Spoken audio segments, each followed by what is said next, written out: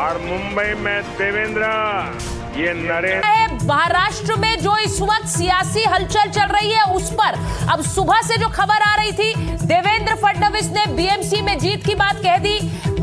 महाराष्ट्र में बीएमसी में बीजेपी की जीत की बात ये लगभग तय मानी जा रही थी, लेकिन अब ऐसा लग रहा है कि खेल कुछ बदल रहा है। मैं ये क्यों कह रही हूं, बड़ी खबर आपको बता रही हूं। बीएमसी में अभी कांटे की टक्कर बाकी नजर आ रही है। बीएमसी में महायुति अभी बहुमत से पीछे हो गई है। ये जो आंकड़े आपको दिखा रही हूं, 110 पर महायुति है और महाअघाड़ी 83 पर है। बीएमसी के रुझानों में बीजेपी सबसे बड़ी पार्टी है, ये तो बिल्कुल साफ है। लेकिन 84 पर बीजेपी है, लेकिन शिवसेना यूबीटी 72 पर है, महाअघाड़ी 83 पर है जो आप स्क्रीन पर देख रहे हैं, और इसी के साथ अदर्स का आंकड़ा देखिए 34 पर है। इसका मतलब क्या है? क्या खेल बीएमसी में बदल सकता है? मैं फिर कह दूं कि महाराष्ट्र में 29 नगर निकाय, इनमें बीजेपी की बंपर जीत जरूर है, लेकिन सबसे बड़ी जो पेच है वो इस वक्त बीएमसी में फंस गया है। मैं आपको बताऊं कि बीएमसी में आप जो नंबर देख रहे हैं, महायुति 110 है, महाअघाड़ी 83 है। अब 227 में से जीत के आंकड़े के लिए 114 की जरूरत है। वहां देखिए आप जरा, 110 है, यानी जीत के आंकड़े से 4 पीछे है। महाअघाड़ी 83 है, और इसी के साथ अगर अदर्स का आप आंकड़ा जोड़ देंगे तो ये आसानी से पार कर रहा है जीत का आंकड़ा। अब क्या बीएमसी में कोई बड़ा खेल इस वक्त, मैं इसलिए कह रही हूं क्योंकि आंकड़े फंस गए हैं। मैं आपको बताऊं कि जितेंद्र दीक्षित जी हमारे सहयोगी हैं, मुंबई न्यूज रूम से सीधे जुड़ेंगे, लेकिन अभी थोड़ी देर पहले एक और बड़ी खबर चलाई। संजय राउत ने क्या कहा था? संजय राउत ने कहा कि ये आंकड़े फर्जी हैं, जो दिन में खबर आई थी। आपको ये भी बता दूं, संजय राउत की ब्रेकिंग चलाइए जरा। संजय राउत ने शिवसेना यूबीटी के नेता हैं और उन्होंने सीधे सीधे कहा कि ये आंकड़े फर्जी है, यानी वो इन आंकड़ों पर सवाल उठा रहे थे। लेकिन अभी जो हमारी स्क्रीन पर है, मैं आपको बता दूं, हमारे साथ समीर चौगांवकर जी जुड़े हुए हैं, प्रेम जी जुड़े हुए हैं हमारे साथ स्टूडियो में है। लेकिन ये बड़ी खबर है, अगर ये होता है तो बीएमसी का पेच अभी फंस गया है। ये बड़ी खबर है। ये जितेंद्र दीक्षित हमारे साथ जुड़ गए हैं। जितेंद्र, जरा बताइए, क्या वाकई बीएमसी का पेच फंस गया है? महायुति में कांटे की टक्कर? जी हाँ, बिल्कुल। अभी जो आंकड़ों में फेरबदल हुआ है, उसके बाद से नई ये तस्वीर देखने में मिल रही है कि महायुति, जिसकी जीत लगभग तय मानी जा रही थी और ये माना जा रहा था कि महायुति का ही मुंबई में मेयर होगा, अब उस पर एक तरह से सवाल खड़ा हो गया है, क्योंकि जो 114 का आंकड़ा, 227 कुल सीटें हैं और उनमें से बहुमत का आंकड़ा मेयर बनाने के लिए 114 सीटें चाहिए। अब जब काउंटिंग आगे जैसे जैसे बढ़ रही है तो उसके नीचे ये आंकड़ा महायुति का आ चुका है, और जो लेटेस्ट आंकड़ा हमारे पास आया है वो है 110 का, यानी कि बहुमत के आंकड़े से 4 सीटें कम हो गई है महायुति की, और अभी भी काउंटिंग जारी है। तो ऐसी स्थिति में अगर और भी गिरावट होती है तो जाहिर तौर पर महायुति के लिए ये बड़ी ही चिंता वाली बात हो जाएगी। और जो दोपहर से ये कहा जा रहा था कि महायुति का मेयर बनना लगभग तय है, अब उस पर सवालिया निशान खड़ा हो गया है। अगर सीटें कम पड़ती हैं तो ऐसे में महायुति को अपना मेयर बनाने के लिए कुछ दूसरी पार्टियों का समर्थन लेना पड़ सकता है। नहीं, पर वो बहुत मुश्किल है क्या? नहीं जितेंद्र, जरा ये बताइए, वो बहुत मुश्किल होगा क्या? नहीं होगा? 110 पर है बीजेपी और एकनाथ शिंदे की पार्टी। अगर ऐसा है तो आसानी से 4, मुझे लगता है नगर निकाय कॉर्पोरेटर जो हैं वो आसानी से मिल सकते हैं, लेकिन या फिर मुश्किल है अभी, आपको लग रहा है? नहीं, अभी ये देखना होगा कि अगले और 1 घंटे में क्या आंकड़े आते हैं। अगले और 1 घंटे में क्या महायुति का आंकड़ा अगर और ज्यादा गिरता है और महाविकास आघाड़ी का आंकड़ा बढ़ता है, तो ऐसी स्थिति में देखना होगा कि फिर क्या समीकरण बनते हैं और किसका झुकाव जो है फिर जो इंडिपेंडेंट्स होंगे, जो कांग्रेस का भी, हम कांग्रेस को भी काउंट करके चलना चाहिए महाविकास आघाड़ी की तरफ। भले ही बीएमसी में कांग्रेस का गठबंधन जो है नहीं हुआ हो ठाकरे बंधुओं के साथ में या फिर शरद पवार की पार्टी के साथ में, लेकिन राज्य स्तर पर कांग्रेस महाविकास आघाड़ी का हिस्सा है। और देखिए, एक और बड़ी खबर अपने दर्शकों को बता रही हूँ। BJP 84 plus Shivsena, 26 plus NCP -2। अब ये हम आपको आंकड़ा बता रहे हैं, 9 निर्दलीय किंग मेकर बन सकते हैं। अब देख लीजिए समीर जी, खेल कैसे बदल रहा है।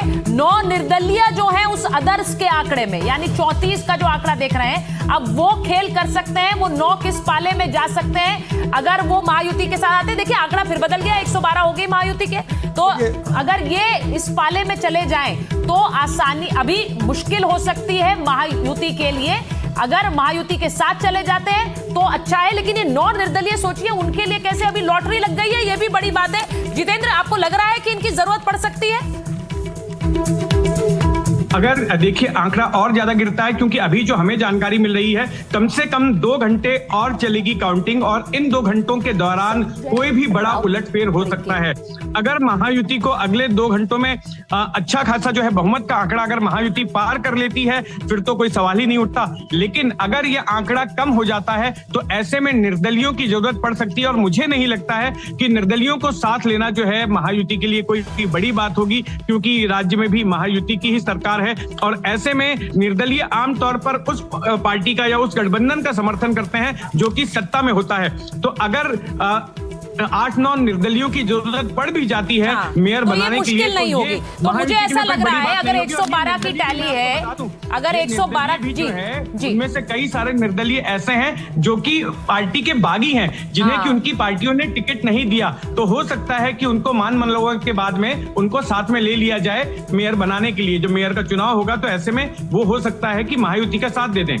चलिए, ये बड़ी बात है जो आपने कही है कि ये महायुति का साथ दे सकते हैं, लेकिन अभी बहुमत का आंकड़ा नहीं छू रहा है। मैं जरा अपने मेहमानों के पास भी जाऊंगी, लेकिन पहले जरा कुछ तस्वीरें दिखाती हूँ। अभी आपको देवेंद्र फडणवीस की कुछ तस्वीरें दिखाती हूँ। देवेंद्र फडणवीस आज बीजेपी दफ्तर पहुंचे थे, वहां पहुंचकर उन्होंने बड़ी बातें कही हैं। देवेंद्र फडणवीस की ये देख लीजिए तस्वीर, महाराष्ट्र के धुरंधर बनकर निकले हैं, क्योंकि हम सिर्फ बीएमसी की बात नहीं कर रहे हैं, 29 नगर निकाय की बात कर रहे हैं जहां पर बीजेपी ने एक तरह से लीड ले ली है। अब लीड जब ले ली तो इसीलिए सिर्फ बीएमसी नहीं बल्कि महाराष्ट्र में बीजेपी के लिए म्युनिसिपल लेवल पर भी एक स्वीप है। तो ये तस्वीरें देखिए। अब इसके बाद बीजेपी के सेलिब्रेशन की तस्वीरें महाराष्ट्र भर से आई हैं, ये देखिए।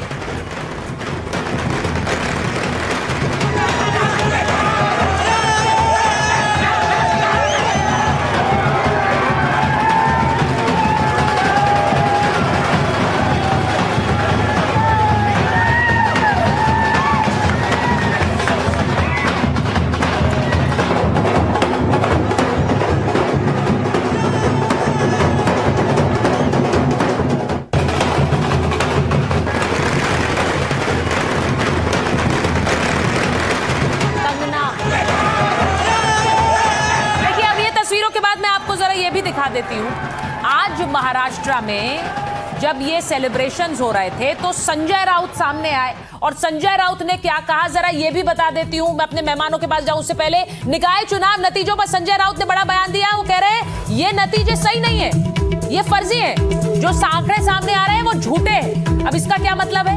आंकड़े जो सामने आ रहे हैं वो झूठे हैं, कह रहे हैं संजय राउत। उनका ये भी कहना है कि ये आंकड़े बदलेंगे। अब क्या वो वाकई बदलेंगे, मैं जरा एक बार बता दूं। रोहन गुप्ता जी बीजेपी के प्रवक्ता हमारे साथ जुड़े हुए हैं, हमारे साथ समीर चौगांवकर जी हैं, वरिष्ठ पत्रकार हैं, प्रेम कुमार जी स्टूडियो में, किशोर तिवारी जी शिवसेना यूबीटी के नेता हैं, कैप्टन अनुमा आचार्य प्रवक्ता है कांग्रेस पार्टी की, और डॉक्टर अजीज खान प्रवक्ता है समाजवादी पार्टी के। लेकिन पहले मुझे किशोर तिवारी जी नजर नहीं आ रहे स्क्रीन पे, क्योंकि किशोर जी के पास जाना। अरे अजीज खान साहब की बड़ी मुस्कान आ रही है चेहरे पर। अजीज साहब, आपको लग रहा है कि बीएमसी में खेल बिगड़ेगा, आपको सेलिब्रेशन का मौका मिलेगा, वो जो बीजेपी कार्यकर्ता कर रहे हैं वैसे ही आप करेंगे?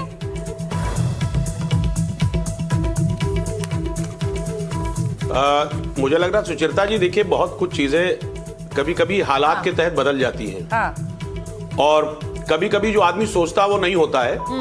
आप देखें ना किस तरह बदलाव आ रहा है और बदलाव दिख रहा है, और मुझे लग रहा है कि जिस तरह सत्ता और आधाधुंध संसाधनों का इस्तेमाल हुआ, मुझे लग रहा है कि वहां की जनता जिस तरह उसे एडमिट करना चाहिए उसने एडमिट नहीं किया, और जिसका रिजल्ट आपके सामने है। मुझे लग रहा है कि एक भारी अंतर होना चाहिए। नहीं, ये बड़ा जिस तरह वहां चुनाव हुआ, जिस तरह मैंने देखा कि लोगों में मायूसी थी, लोग वोट परसेंटेज बहुत बड़े लेवल पे गिरा वहां पे, क्योंकि ईवीएम खराब थे, लोगों के वोट कट गए थे, और तमाम तरीके की चीजें थी जिस तरह विपक्ष को टारगेट किया गया, विपक्ष को कहीं ना कहीं मौका नहीं दिया गया और कई सारी चीजें थी। नहीं देखिए, मैं तो ये कहूंगी कि अभी आपके लिए कह दिया गया कि इंडी गठबंधन का अस्तित्व अब है नहीं।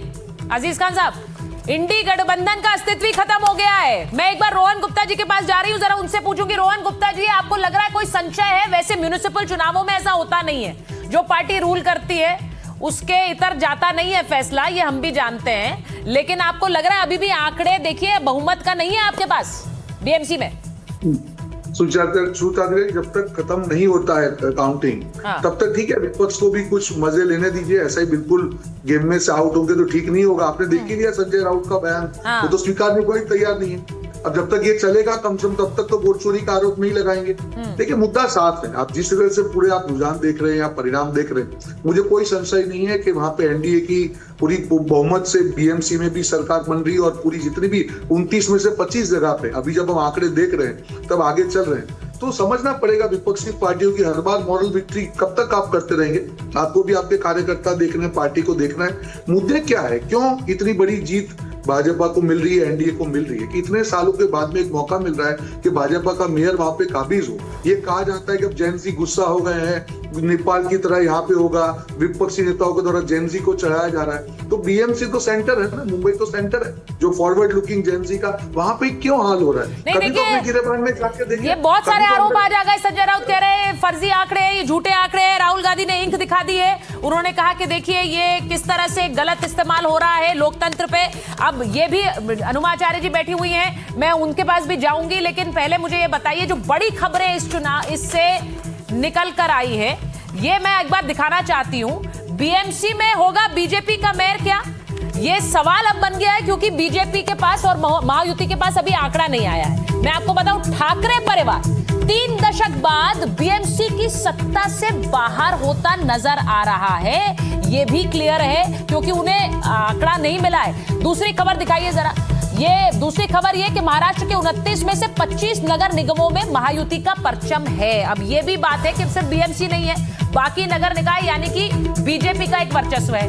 संभाजी नगर, मालेगांव, नांदेड़, धुले में एमआईएम दूसरी सबसे बड़ी पार्टी बनकर उभरी है। तो मुस्लिम वोटर की पहली पसंद यहाँ पर एमआईएम ही है। इसी के साथ बड़ी खबर चौथी जो आपको बता रही हूँ, बीएमसी में कांग्रेस 31 सीट से 15 सीट पर सिमट जाएगी क्या? अनुमा जी, मैं आपके पास आऊंगी इसे लेकर, क्योंकि पिछली बार 31 थी, इस बार जो टैली हमारे पास आ रही है उसमें कांग्रेस की सीटें लगभग 15 है। पांचवी बड़ी खबर आपको बताऊं, इसी के साथ 12 शहरों एमएनएस का खाता भी नहीं खुला है समीर जी, गायब है, जीरो है। ये एमएनएस का हाल है। लेकिन इसी के साथ साथ शरद पवार की पार्टी, छठी खबर दिखाइए जरा, शरद पवार की पार्टी का क्या हाल हुआ है? वो 19 शहरों में खाता नहीं खोल पाई है। 19 शहरों में समीर जी, इसका क्या मतलब है? वो भी आउट है, एमएनएस 12 शहरों में जीरो है। देखिए, ये बात तो सही है कि शरद पवार और अजित पवार 19 शहरों में बाहर हो जाएंगे, लेकिन पुणे और पिंपरी चिंचवड़ उनका गढ़ माना जाता था, जहां के अजित पवार पालक मंत्री है। शरद पवार और अजित पवार ने मिलकर चुनाव लड़ा इस पुणे पिंपरी में, और ये बताने की कोशिश की कि पुणे अभी भी हमारा गढ़ है, वहां पर वो बुरी तरह साफ हो रहा है, वहां भी भारतीय जनता पार्टी आ रही है। ये बता रहा है कि भारतीय जनता पार्टी ने चाहे वो उद्धव ठाकरे, राज ठाकरे हो, चाहे चाचा भतीजा हो, अजित पवार हो, शरद पवार हो, सबको साफ कर दिया। और बीएमसी में भी भारतीय जनता पार्टी का मेयर बनने जा रहा है। मैं आपको अभी बता रहा हूं, 2 घंटे बाद जब पूरे परिणाम आएंगे तब बीएमसी में भारतीय जनता पार्टी और एकनाथ शिंदे का पूर्ण बहुमत होगा। भारतीय जनता पार्टी का मेयर बीएमसी में बनने जा रहा है, कुछ देर इंतजार करना पड़ेगा। ये बात सही है कि अभी काउंटिंग चल रही है और बीएमसी में मैं तो किशोर तिवारी जी का इंतजार कर रही हूँ। अगर किशोर तिवारी आ गए हैं, 1,000 वोटों का मार्जिन होता है, मुझे जरा उनके पास जाना है। किशोर तिवारी जी को जरा प्रफुल्ल जी को कहिए, किशोर तिवारी जी से हमें बात करनी है, बड़ा इंटरेस्टिंग है। या फिर आज बात नहीं कर रहे हैं यूबीटी के प्रवक्ता और नेता, ये जरा इंपॉर्टेंट है देखना भाई। हमारे तो बड़े खास मेहमान हैं किशोर तिवारी जी, अक्सर हमारी डिबेट्स में आते हैं। लेकिन अनुमा जी, आपके पास आ रही हूँ। ये जो रिजल्ट है, इसको आप लोग कैसे देख रहे हैं? क्योंकि वहां दिल्ली में प्रेस कॉन्फ्रेंस हुई है और दिल्ली में सुधांशु जी ने कहा इंडी गठबंधन का अस्तित्व अब खत्म हो चुका है। कांग्रेस कहाँ है पता नहीं है, यूबीटी की हालत देख लीजिए, एमएनएस कहाँ है कुछ नहीं पता, अजीत पवार कहाँ चले गए, सब गायब। माफी, शरद नमस्कार पवार। आपको, दर्शकों को और आपके पैनलिस्ट को।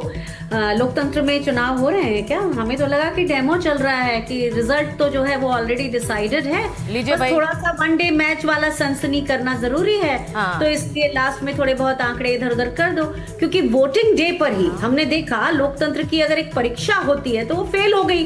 कई मतदाता घंटों लाइन में खड़े रहे, नाम नहीं मिला, क्रमांक नहीं मिला, काफी लोग बिना वोट दिए लौट गए। तो ये डिसएनफ्रेंचाइजमेंट है सीधा सीधा।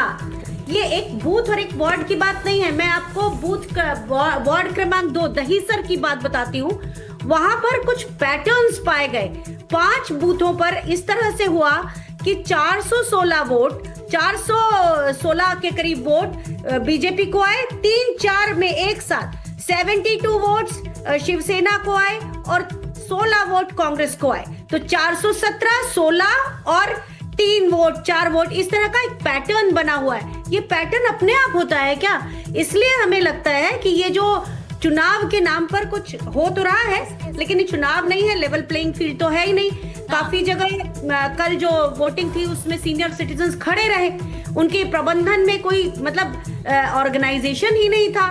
लाइनें लंबी नहीं थी, लाइनें जानबूझ के लंबी बनाई गई थी और रिकॉर्ड में नाम नहीं, कभी स्टाफ की ट्रेनिंग कमजोर, कहीं स्लिप और सूची में गड़बड़, तो वोटर थक कर घर लौट नहीं, गए। अभी देखिए अनुमा जी देखिए, मैं अभी एक चीज आपको बताऊं, जो आंकड़े आ रहे हैं, अभी हमने शुरुआत में एक खबर चलाई कि ये अभी बहुमत के आंकड़े से दूर है महायुति। अब अगर कहीं कोई ऐसा नंबर आता है जो आपके फेवर में जाए, तब भी आप यही आरोप दोहराएंगी क्या? तब भी आप कहेंगी चोरी हुई, तब भी आप कहेंगी कि देखिए गड़बड़ी हुई, लाइनें फर्जी थी। आरोप नहीं है, ये पैटर्न की तरफ मैं इशारा कर रही हूँ। ये सब वनडे मैच की तरह इंटरेस्टिंग बनाने की कोशिश हो अरे रही देखिए, है। मैं आपके लिए खबर बता रही हूँ। हमारे पास खबर आई है, बीजेपी एमएलसी प्रवीण दरेकर का बयान आया है। वो क्या कह रहे हैं? एमएनएस हमारे साथ आ सकती है। अब ये कहां से आ गया बयान है, मुझे समझ नहीं आया वैसे समीर जी, लेकिन एमएनएस हमारे साथ आ सकती है, ये कह रहे हैं दरेकर। इसका मतलब क्या है? बीजेपी एमएलसी प्रवीण दरेकर का ये बयान है। एक बार मैं एमएनएस में थे प्रवीण दरेकर, पहले लोगों को लेकर आ रहे हैं, एमएनएस में रहे थे, उसके बाद वो भारतीय जनता पार्टी में आए, तो उनका संपर्क बहुत अच्छा है एमएनएस में। तो वो कह रहे हैं कि भाई एमएनएस हमारे साथ आ सकती है। बहुत बड़ी बात कह रहे हैं समीर जी। मैं जितेंद्र दीक्षित के पास जा रही हूँ, जितेंद्र जी ने खबर दी है। जितेंद्र बताइए जरा, ऐसा क्यों कह रहे हैं? समीर जी कह रहे हैं उनकी बहुत अच्छी पकड़ है एमएनएस में। सुचारिता, अभी हमारा जो मराठी चैनल है एनडीटीवी मराठी, उससे बातचीत में प्रवीण दरेकर ने एक बड़ा बयान दिया है और उन्होंने कहा है कि ऐसा नहीं है कि राज ठाकरे हमारे साथ नहीं आ सकते, विकास के मुद्दे पर राज ठाकरे हमारे साथ आ सकते हैं। ये बात प्रवीण दरेकर ने कही है और प्रवीण दरेकर की ओर से ऐसी बात को कहा जाना इसलिए अहमियत रखता है क्योंकि प्रवीण दरेकर वो शख्स हैं जो कि पहले राज ठाकरे के साथ ही हुआ करते थे, राज ठाकरे के करीबी माने जाते थे। एमएनएस के पहले वो विधायक रह चुके हैं और यहाँ पर ये बात भी हमें गौर करनी चाहिए कि अभी जो लोकसभा के चुनाव हुए थे उसमें राज ठाकरे ने बीजेपी को बिना शर्त समर्थन दिया था और इसके पहले भी कई मौकों पर वो बीजेपी का समर्थन करते आए हैं। तो अगर बीएमसी में मेयर बनाने के लिए बीजेपी को राज ठाकरे की जरूरत पड़ती है तो ऐसा मुमकिन है। भाई ये तो गणित बदल रहा है जितेंद्र, ये तो गणित बदल रहा है। सुबह हम क्या बात कर रहे थे, अब शाम तक हम क्या बात कर रहे हैं, ये तो गणित बदल रहा है। आपने बताया दरेकर बहुत करीबी है राज ठाकरे के, एमएनएस में रहे वो, उनका संगठन बहुत अच्छा रहा, उनका जनसंपर्क राज ठाकरे के साथ बहुत अच्छा है। और मुझे लगता है जब ऐसी परिस्थिति बन रही है तो फिर सबको छोड़ो ना, भारतीय जनता पार्टी और उद्धव ठाकरे मिलकर बना ले, उद्धव ठाकरे को वापस पुराने साथी को आप ले आइए। अगर ऐसे तो कह दिया देवेंद्र जी ने कि चाय पिएंगे लेकिन साथ नहीं आएंगे, लेकिन इसकी जरूरत नहीं पड़ेगी। भारतीय जनता पार्टी और एकनाथ शिंदे मिलकर महायुति अपना मेयर बनाने जा रही है। रोहन जी से इस पर रिएक्शन लूंगी। ये बड़ी इंटरेस्टिंग खबर है रोहन जी, ये क्या खबर आ रही है कि दरेकर साहब कह रहे हैं कि राज ठाकरे हमारे साथ आ जाएंगे। अब क्या ये भी मुमकिन है, क्या ऐसा भी होगा क्या? मुझे लगता है कि परिणाम आ जाने दीजिए, ये चुनाव हो रहे हैं, अभी तो एंड होने दीजिए। अभी तो विपक्ष ने यही कह दिया कि ये तो चुनाव ही नहीं है, तब उनके ऊपर सवाल उठाइए। अब आपके स्क्रीन पे 114 दिख रहे हैं, तो मुझे लगता है कि जब तक हम लोग डिबेट चालू रखेंगे तभी बन जाएगी हमारी क्लियर सरकार। तो इफ्स एंड बट्स का नहीं होता है, सोचिए फाइनल नंबर के बाद ही ये सब डिस्कशन होना चाहिए। समीकरण तो सारे बनते रहेंगे, करते रहिए, उनको करने दीजिए। पर मुद्दा यहाँ पे क्या है, जो उनको मैसेज नहीं लेना है कि भाई ये जो हार है किस चीज की हार है, ये भ्रष्टाचार की हार है, ये अपीसमेंट पॉलिटिक्स की हार है। ये नेपोटिज्म की हार है, आपको सुधरा ही नहीं। आप कह रहे हैं कि पैटर्न हो रही है, पैटर्न क्या होगी? आप चुनाव लड़े, आपकी पार्टी के सिंबल पे चुनाव लड़े, कभी तो उसको खेलदिली से स्वीकार करिए क्या हमारी हार हुई है। जनता, जो लोग आपको वोट दे रहे हैं वो भी आपको वोट नहीं देंगे इस प्रकार की मानसिकता से। कब तक वोट चोरी करते रहेंगे? चुनाव पर चुनाव पर चुनाव, यही बात। आपने मुद्दा तो बदलिए। आप जनता का अपमान कर रहे हैं। ऐसा तो है नहीं कि कांग्रेस पार्टी को सीटें नहीं मिली है, 31 से कम होकर 23 पे आए। अनुमा जी को हंसी आ रही है, अनुमा जी हंस रही है इस पर। अब मुझे नहीं पता है, देखिए 114 का आंकड़ा तो वहां स्क्रीन पर ही आ गया अब मेरे। अब अगर ये आगे आता है तो मुझे नहीं लगता है, लेकिन राज ठाकरे को तो आपने भी नकारा है अनुमा जी। आप लोगों ने वहां बीएमसी में नहीं किया कोई अलायंस, लेकिन बाहर तो किया। देखिए, प्री प्लान जो रिजल्ट है वही आएगा, इसमें चिंता नहीं करो। खिसिया बीजेपी के प्रवक्ता रहे। कमाल तो ये है, आपको मैं बता देती हूँ, फिर से दहिसर की बात करूंगी। हमारी कैंडिडेट से मेरी बात हुई है, लोग वोट देने अंदर जाते थे, बिना स्याही के बाहर भी आए हैं, ऐसे लोग भी थे, फिर दोबारा जाते थे। अनुमा जी, आप लोग ये जो बात कहते हैं, मैं ये पूछना चाहती हूँ, आप कोर्ट कब जा रहे हैं इसे लेकर? अच्छा सवाल है। ये कातिल की वो दलील भी मुंसिफ ने मान ली कि मकतूल खुद गिरेगा खंजर की नोक पर, हम क्यों जाकर गिरेंगे? फिर बाद में आप आवाज तक निकालना बंद करा देंगे कि ये तो सब जुडिस है। इतना बड़ा इस तरह से पत्रकार जब सवाल करते हैं तो अब हैरत नहीं होती, अब समझ में आता है कि क्या सवाल। नहीं, मुझे हैरत, मुझे देखिए, मुझे ये लगता है, नहीं, देखिए ये बहुत बड़ी बात है। ये बहुत बड़ी बात है कि एक व्यक्ति ने वीडियो बनाया और कहा देखिए इंक हट रही है। मुझे लगता है कि इसे लेकर कोर्ट जाना चाहिए, क्योंकि ये तो डेमोक्रेटिक क्राइसिस है जैसा आप कहती हैं। तो अगर ये है तो ये इसे लेकर आप लोग एक ट्वीट तक सीमित क्यों रहते हैं? आप लोग इससे आगे क्यों नहीं जाते हैं? क्योंकि अगर आप जाएंगे, मुझे ऐसा लगता है मैम, अगर आप जाएंगे तो ये तो देश के भले में होगा, देश के हित में होगा, तो आप लोग जाते क्यों नहीं है? मैं एक बड़ी खबर बता रही हूँ नतीजों पर। एनडीटीवी से कंगना रनौत ने क्या बात कही? कंगना रनौत का रिएक्शन आ गया ठाकरे बंधुओं पर। अब कंगना रनौत, आपको पता है, अभिनेत्री कंगना रनौत, बीजेपी की सांसद कंगना रनौत, और उनके साथ मुंबई में क्या हुआ था? उन्होंने कहा उनका घर ढहाया गया था। बीएमसी में बीजेपी की शानदार जीत से मैं बहुत खुश हूं। जिन्होंने मुझे गाली दी, धमकाया, वो हारे। जनता ने नेपोटिज्म माफिया को सही जगह दिखाई है। कंगना कह रही है गाली दे रहे थे मुझे प्रेम जी, उन्होंने कहा कि नेपोटिज्म माफिया को सही जगह दिखाई। नेपोटिज्म जब वो बात कहती है तो वो परिवारवाद की भी बात करती, कहते ये लोग हैं, ये मुझे गाली देते थे, आज देख लीजिए इनका क्या हश्र हुआ। देखिए, एक व्यक्ति के ऊपर हम क्या टिप्पणी करें, वो तो 2014 से ही देश की आज़ादी मानती हैं, उन पर तो मुझे लगता है मुझसे मत ही बोलवाइए कुछ, है ना। मैं एक बात कहना चाह रहा था, अभी जो आप बात कह रही थी कि लोग जो देख रहे हैं कि जैसे स्याही वाला सवाल है, इसको लेके कोर्ट में क्यों नहीं जाते। महाराष्ट्र सबसे बड़ा उदाहरण है जहां पर कि कोर्ट में गए थे लोग। ठीक है, सुप्रीम कोर्ट ने सरकार को ही असंवैधानिक करार दिया था। अब इससे ज्यादा कोई कोर्ट में क्या जाएगा सुचारिता जी? इससे ज्यादा तो कुछ हो ही नहीं सकता। फिर भी सरकार चली तो फेल जनता नहीं हुई, फेल याचिकाकर्ता नहीं हुए, फेल सुप्रीम कोर्ट हुआ। ये असंवैधानिक करार देने के बावजूद आप सुप्रीम कोर्ट पर सवाल उठा, सवाल तो उठेंगे ना, दुनिया सवाल उठाएगी। आप सुप्रीम कोर्ट पे सवाल उठाते हैं। सवाल नहीं, आप सुप्रीम कोर्ट पे सवाल उठाते हैं। बोल के आप हमारी जुबान चुप नहीं कर सकते। मैं क्यों कराऊंगी चुप? मैंने तो बुलाया बोलने के लिए आपको, मैंने तो बोलने के लिए बुलाया, मैं क्यों चुप कराऊंगी? सुप्रीम कोर्ट का फैसला मैं जिक्र कर रहा हूँ ना, मैं अपने मन से थोड़े बोल रहा हूँ। असंवैधानिक करार दिया था, आप हाँ कहती है ना। ईवीएम के लिए भी तो बुलाया था कितनी बार, ईवीएम के लिए भी कितनी बार बुलाया। अब मैं आपको बोल रही हूँ, अब मैं आपसे कह रही हूँ, ठीक है, मैं आज इस शो पे कह रही हूँ, ईवीएम के लिए कितनी पार्टियों को बुलाया कि आइए टैंपरिंग करके दिखाइए, कोई नहीं गया। अब मैं आपसे पूछ रही हूँ, मैं आपके साथ हूँ, सुनिए प्रेम जी, मैं आपके साथ हूँ। अब इसमें अगर कोर्ट या फिर जिस इसे लेकर अगर किसी तरह का कोई सुओ मोटो होता है तो सब जाएंगी पार्टियां दिखाने। फ्लोर टेस्ट हुआ था, फ्लोर टेस्ट में कौन जीता? सुप्रीम कोर्ट ने क्या फ्लोर टेस्ट को असंवैधानिक बताया? सुप्रीम कोर्ट में बहुत स्पष्ट सुप्रीम कोर्ट ने कहा था कि आप फ्लोर टेस्ट हार चुके हो, इस सरकार को जाना होगा। एक बड़ी खबर सुनिए, अब ये एक और बड़ी खबर आ गई है। बीएमसी मेयर पद पर शिवसेना ने दावा ठोक दिया है। बाला साहेब ठाकरे की जन्मशती है, इसीलिए शिवसेना को मेयर पद मिलना चाहिए। देखिए अब शुरू सुबह से क्या बात हो रही है, बीजेपी का मेयर होगा। एकनाथ शिंदे की पार्टी कह रही है बीएमसी मेयर पद को लेकर शिंदे गुट को जाना चाहिए। अब इसका क्या मतलब है? देखिए अब ये देखिए दरार तो यहाँ पर भी है। एकनाथ शिंदे चाह रहे हैं। मैं जितेंद्र दीक्षित से एक बार खबर जान रही हूँ। जितेंद्र बताइए। ये क्या मेयर पद को लेकर लड़ाई होगी क्या? आवाज नहीं आ रही, अनम्यूट करिए।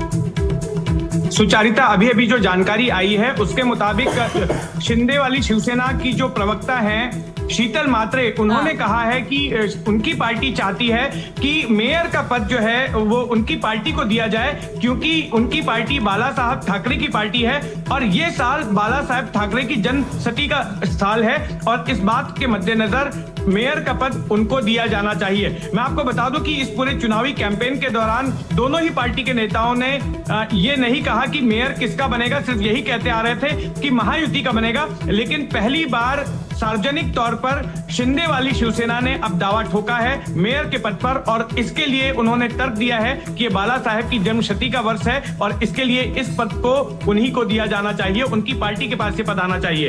देखिए, मैं आपको एक बात बताऊं, आपसे थोड़ी देर पहले मैंने एकनाथ शिंदे जी से बात की थी और उनसे पूछा था कि मेयर क्या बीजेपी का होगा, उन्होंने कहा महायुति का होगा, इस पर हमारे लिए कोई लड़ाई नहीं है। अब देखिए, नेता तो टीवी पर यही कहेंगे, नेता टीवी पर यही कहेंगे, लेकिन ये समीकरण बन सकता है जिस तरह से दरेकर ने कहा कि भाई एमएलए हमारे साथ आ सकती है, तो क्या दोनों शिवसेना साथ में आ सकते हैं? क्या उद्धव ठाकरे ने एकनाथ शिंदे को ऑफर दिया है कि आप अपना मेयर बनाइए, हम आपको समर्थन देंगे? ये तो एक और बड़ी खबर आप दे रहे हैं। बिल्कुल, ये हो सकता है। क्यों बयान आया? अगर ये बयान आया एकनाथ शिंदे की तरफ से तो हो सकता है कि उद्धव ठाकरे ने प्रस्ताव दिया होगा कि आप अपना मेयर बनाइए शिंदे का और हम आपको समर्थन देंगे। तो क्या भारतीय जनता पार्टी को बाहर रखने के लिए क्या ये मुमकिन है? आप महाराष्ट्र की राजनीति को बहुत अच्छी तरह समझते हैं। कुछ भी हो सकता है, क्यों नहीं हो सकता? बिल्कुल हो सकता है। अगर ऐसा लगा चले जाएंगे उस ओर, अगर मेयर बनने का संभावना मिलती है तो जा भी सकते हैं, इसमें क्या दोहरा है? इसमें एक एंगल ये है कि जो पूरे चुनाव नतीजे हैं उसमें तो ओवरऑल शिव सैनिक का ही बोलबाला है, चाहे इधर वाले शिव सैनिक हो या बीजेपी का नहीं है। बीजेपी को आप नहीं कोई क्रेडिट दे रहे हैं। शिवसेना नहीं क्रेडिट, खुलकर बोलिए ना, फिर बीजेपी का कोई कुछ नहीं है। कुनबे में जब है तो क्रेडिट तो उस रूप में है ही। उससे अलग मैं बात कर रहा हूं, जब इस किस्म से बात हो रही है तो शिव सैनिक इधर के ही हो या उधर के हो, पहले से ज्यादा मजबूत होकर सामने आए हैं। इस चुनाव का टेक अवे ये भी है। नहीं, देखिए, अब मैं ये बड़ी दो पत्रकार बड़ी बातें कह रहे हैं। उन्होंने कहा कि ये चुनाव में क्या एकनाथ शिंदे जा सकते हैं उद्धव ठाकरे के साथ? आप समझिए बीएमसी क्या है रोहन जी। बीएमसी है 75,000 करोड़ की कॉरपोरेशन जो आने वाले समय में 1 लाख करोड़ होने वाली है। तो क्या इसके लिए एकनाथ शिंदे पाला बदल सकते हैं? ये खबर समीर जी कह रहे हैं पॉसिबिलिटी है, वरना वो ऐसे कैसे दावा ठोकेंगे मेयर पर? कुछ दीजिए जी, मैंने पहले कहा, पहले नंबर सारे आ जाने दीजिए। हाँ। ये शेयर मार्केट की तरह है, ये सुबह 11 बजे हम कुछ कहेंगे, शाम को 4 बजे कुछ कहेंगे। जब तक पूरे परिणाम नहीं आते हैं तब ये सारे आंकलनों का कोई मतलब नहीं। मैं सिर्फ ये कह सकता हूँ कि ये जितनी भी आशंका है, ये सब चीजें धरी की धरी रह जाएगी। एनडीए का वहां पे मेयर बनेगा, जिस प्रकार से हम चुनाव लड़ रहे हैं। और एक हमेशा एक कहा जाता है कि कभी कोई गठबंधन सुझाव होता है तो गठबंधन जो है ऑर्गेनिक कैसे होता है कि जब दोनों गठबंधन पार्टी के वोट एक दूसरे को ट्रांसफर होते हैं। और ठगबंधन किसको बोलते हैं? बिहार में भी आपने देखा कि पार्टियां साथ में तो आती पर जनता स्वीकार नहीं करती, और यही ठगबंधन इनके साथ हो रहा है। ये चुनाव के लिए आज कहीं ना कहीं विकास अघाड़ी के साथ आ गए, कल के साथ एमएनसी के साथ चले गए, फिर वापस चुनाव खत्म हुई, अपने आप पाला बदल देंगे। तो जनता ये जो तकवादी अवसरवादी ठगबंधनों को स्वीकार नहीं करती। देखिए, मैं तो ये जानती हूँ, जितना हमने बीजेपी को देख लिया है इतने समय में, अगर वहां अगर दिल्ली में उन्होंने प्रेस कॉन्फ्रेंस कर दी और यहाँ पर देवेंद्र फडणवीस जाकर उन्होंने सेलिब्रेशन का हिस्सा वो बन गए, तो इसका सीधा मतलब यह है कि मेयर तो महायुति का बन रहा है। इतना तो मुझे लगता है कि राजनीति की समझ अब बहुत से लोगों को हो गई है, और वैसे भी निकाय चुनावों में ऐसा होता नहीं है। लेकिन मैं एक बार बड़ी खबर बताऊं, नागपुर पहुंचे महाराष्ट्र के सीएम देवेंद्र फडणवीस, नागपुर पहुंच गए हैं। अब आप देखिए कि देवेंद्र फडणवीस आज बहुत देर में 3:30 बजे के बाद तकरीबन 4:30 बजे वो बीजेपी दफ्तर पहुंचे थे और वहां उन्होंने ऐलान कर दिया कि ये जनता की जीत है, हमारे लिए है। तो उन्होंने क्लियर कर दिया, आप रुझान दिखाते रहेंगे, जब तक वो आंकड़ा 114 पहुंचे ना पहुंचे, हमें पता है हमारा मेयर बन रहा है। तो ये तस्वीर दिखाइए जरा, वहां पर नागपुर पहुंचे देवेंद्र फडणवीस। लेकिन इस सबके बीच ये तस्वीर देख लीजिए, ये क्या हुआ था। नीतीश राणे ने एक ट्वीट किया और नीतीश राणे ने कहा कि ये उद्धव ठाकरे और आदित्य ठाकरे के लिए, क्योंकि और जय श्री राम उन्होंने लिखा। तो जरा इसको जरा दिखाइए जरा।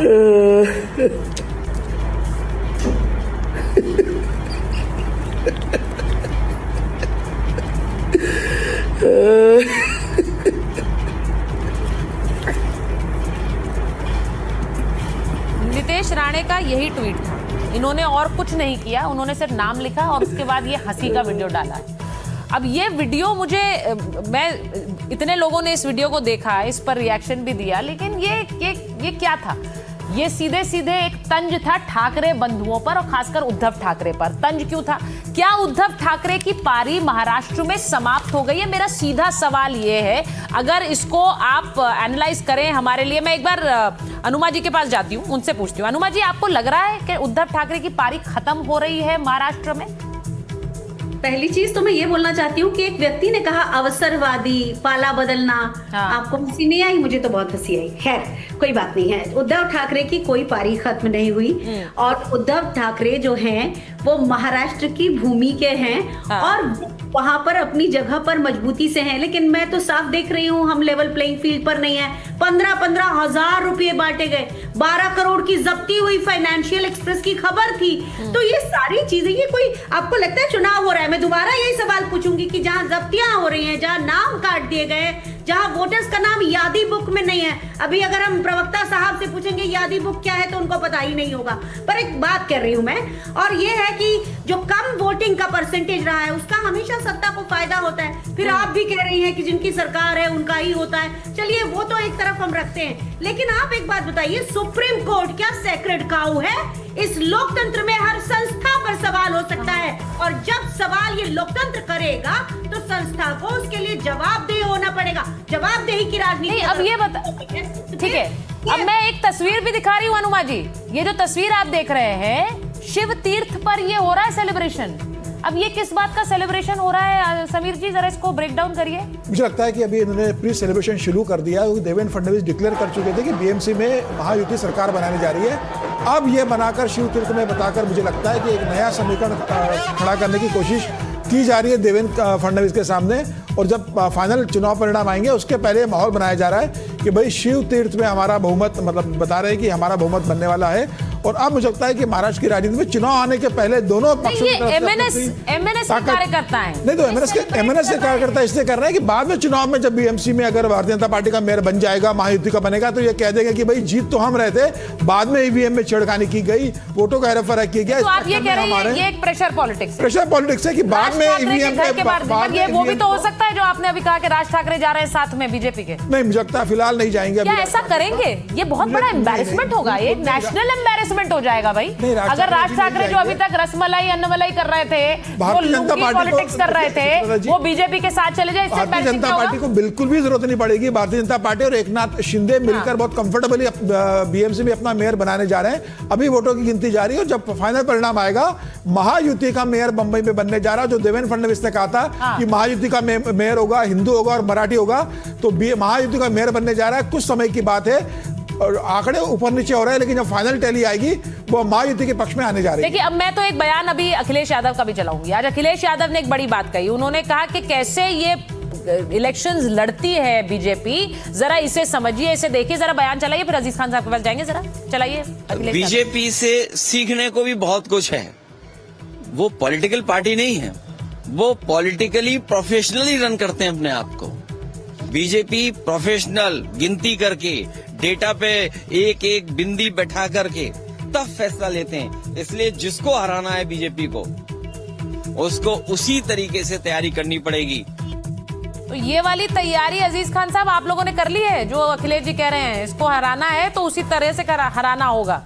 वो कह रहे हैं प्रोफेशनली काम करती है बीजेपी। देखिए, ये तो बड़ी क्लियर है, वो एक म्युनिसिपल कॉर्पोरेशन का चुनाव भी हल्के में नहीं लेती है बीजेपी। अजीज साहब देखिए नाविका जी, इसमें कोई दो राय नहीं। देखिए, समाजवादी पार्टी की तैयारी तो बहुत पहले से चल रही है और मुझे लग रहा है कि वो तैयारी आपको दिखी भी। आपने देखा कि अभी लोकसभा का जो चुनाव हुआ वो तैयारी समाजवादी पार्टी की दिखी, एक बात। दूसरी बात बड़ी इंपॉर्टेंट, हमारे नेता ने जो कही, भाई आवाज आ रही, इको आ रही, प्लीज थोड़ा ठीक कर दीजिए जरा। हमारे नेता ने जो बात कही वो बड़ी इंपॉर्टेंट बात कही, उसको जरा समझना है।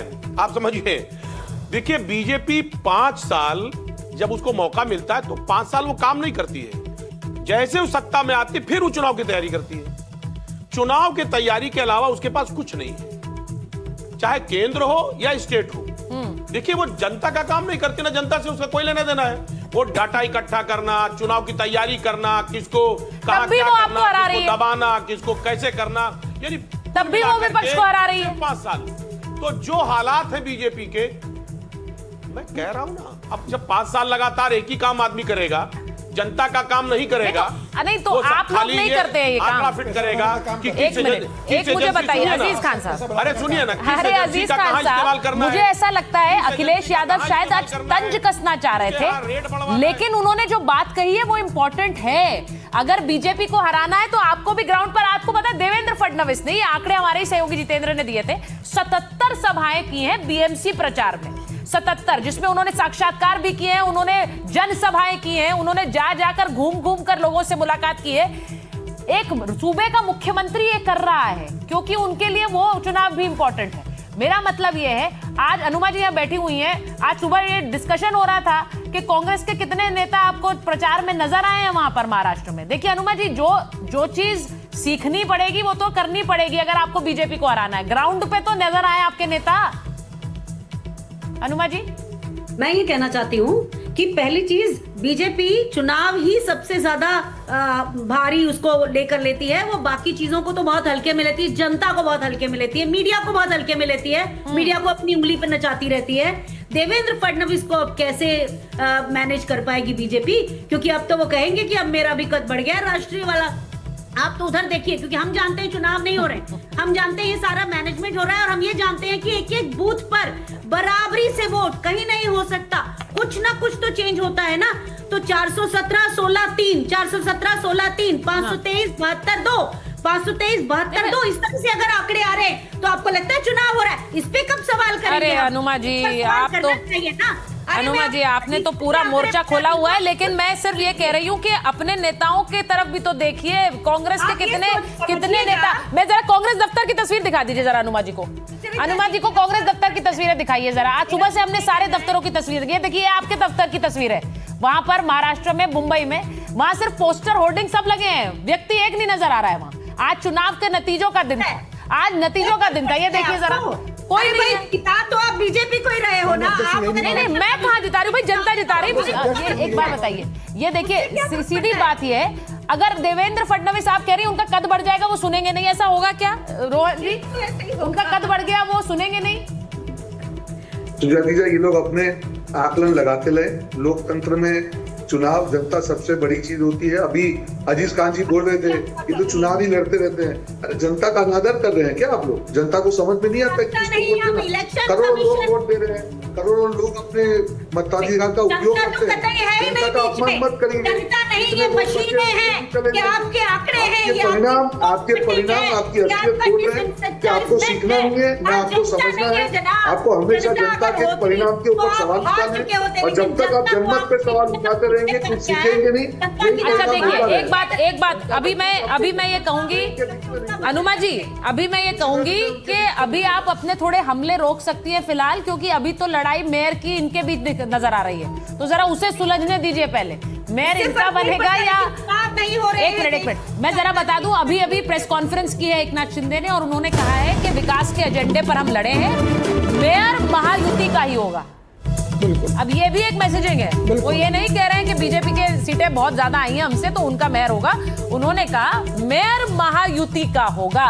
यानी बीएमसी के मेयर की लड़ाई इतनी आसान नहीं है प्रेम जी, ऐसे आसानी से ऐसा नहीं लग रहा है एकनाथ शिंदे जाने देंगे, ये लड़ाई अभी लगता है मुझे बाकी है। प्रेम जी देखिए, महायुति की सरकार चल रही है, सेकंड टर्म चल रही है, तो ऐसे में इस फेज में तो नहीं मान सकते कि मेयर के नाम पर ये टूट जाएंगे, लेकिन मेयर पद को हासिल करने के लिए एकनाथ शिंदे के पास में एक मौका होगा। अगर ये पूरा रिजल्ट उनके पॉजिटिव जाता है तो उनके पास एक मौका होगा कि वो शिवसेना का बीएमसी फिर शिवसेना के ही पास रहा, हम ही सही शिवसेना है, इस तरह का नैरेशन देने के लिए वो बीजेपी से डिमांड करेंगे कि हमने मुख्यमंत्री नहीं, और ये भी, हाँ, ये बड़ी बात है। यस, ये बड़ी बात है। ये हो सकता है कि मुख्यमंत्री पद छोड़ दिया, डेप्यूटी सीएम बन गए, तो अब कम से कम मेयर तो शिवसेना का होना चाहिए अगर ऐसा होता है। लेकिन पाले बदलने वाली बात पर मुझे बहुत ज्यादा भरोसा इसलिए नहीं होता क्योंकि अगर